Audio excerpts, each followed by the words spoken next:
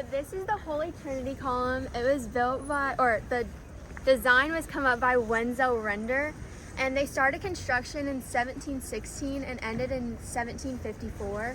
So it took kind of a long time to build, but all of the people who worked on it were born and raised here in Olomouc, so that's pretty cool. And it's like a celebration of the Catholic Church and also a celebration of the end of the plague that like went through the Czech Republic like a couple years before.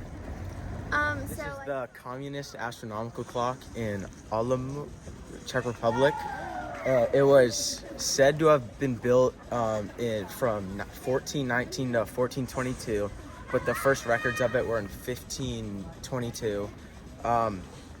It was destroyed and broken many times from the building to the 1800s, and in the 1800s. Hello everyone. I just wanted to say I'm really grateful for all of you and I appreciate you all being in my life.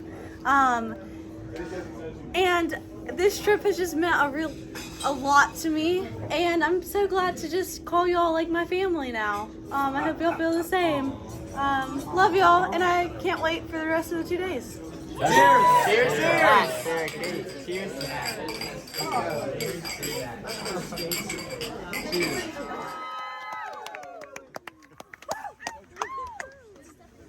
Okay, this is St. Mary's Basilica. The Basilica is located next to the main market square in Krakow. It's one of Poland's best examples of Gothic architecture. It was founded in 1221 by the Bishop of Krakow at the time. During the Mongol invasion of Krakow, it was destroyed, but it was later rebuilt from 1290 to 1300 on its original. So hey y'all, I'm gonna do a little bit of my southern accent as I talk tonight. Because Mr. Murphy asked me to, and I think it's fun. So basically, this is the Eros Vendato. Eros in Latin is Cupid, as y'all might know. He is known for shooting arrows at his love victims and making them fall in love. And then Vendato is Italian for bandage. As you can see, this sculpture is hollow, which is a unique fact. It was made by Igor. Okay, I'm gonna stop now because that's embarrassing and I don't like it. But the artist is Igor Mintorha. His last name is Mitorajaj. I can't really pronounce it quite well. But he is a Polish artist, internationally known. He was born in Germany but grew up in Poland. And he is very famous. He usually does...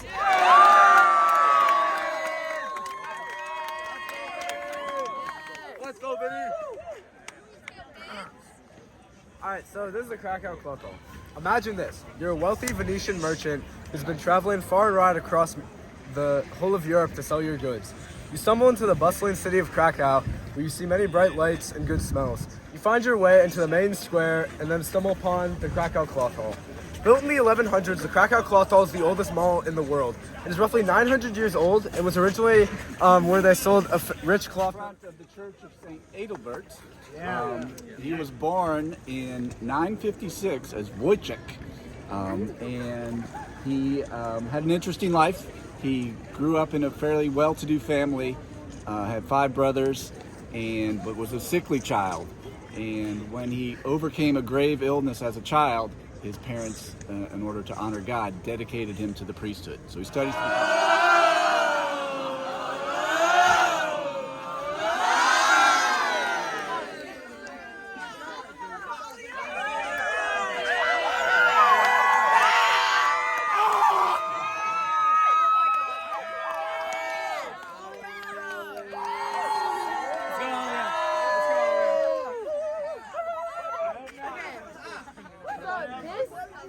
You can't really see it, but it's the Valbo Castle and Cathedral.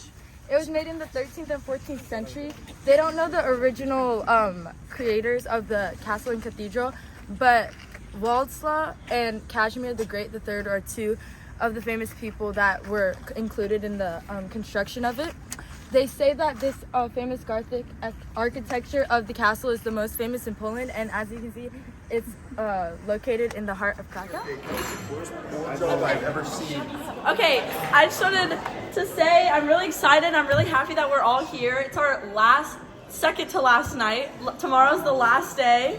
So we gotta make it a real good one, you guys. I love how close we've all gotten. I feel like I've gotten to know everybody over this trip, even people that I've literally never spoken to before. I feel like I know you guys like really good friends. So I hope we have a great day tomorrow and a great flight back. What? Cheers!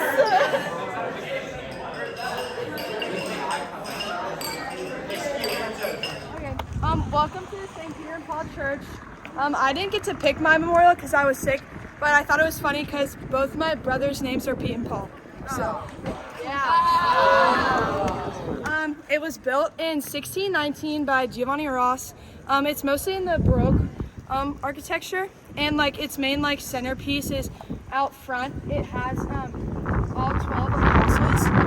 These actually aren't the original sculptures, because in the 50s and 60s they were so like eroded by acid rain that they redid them. People were like tortured, starved, and just like murdered here, and it's built to commemorate them and just remember them.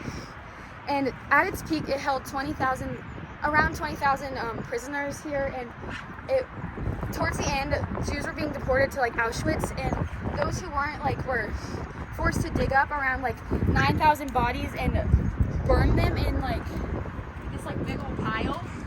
And so in Schindler's List, that's the one. It's like it's back there, right? There's like this like kind of like hill back there that we might go see later.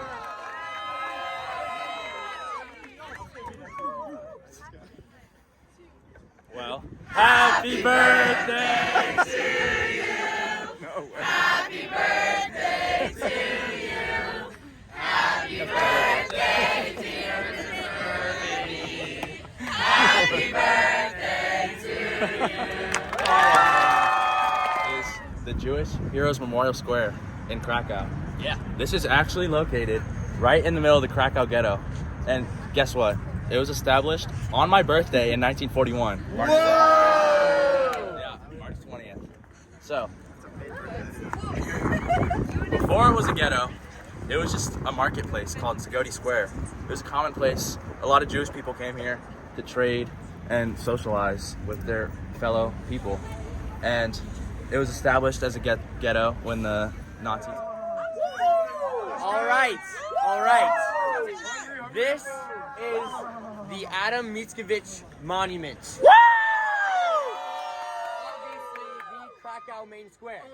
So, just to give y'all some context about the monument, obviously you can see this is Adam Mickiewicz standing at the top. So, Adam Mickiewicz was born in 1798 into a poor family in the Russian-occupied territory, in the Russian-occupied Polish territory of Zaosi.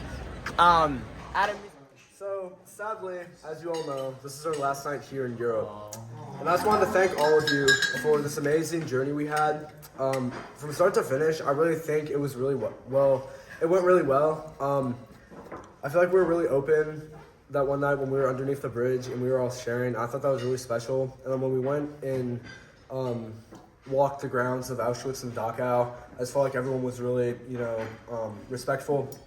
When we talked later that night, I just thought everyone was really open and really willing to express. And I think that's a main part of this journey, was everyone being willing to share their opinions and how they felt. And I think that really helped us, go through this, and it'll impact us later on in life.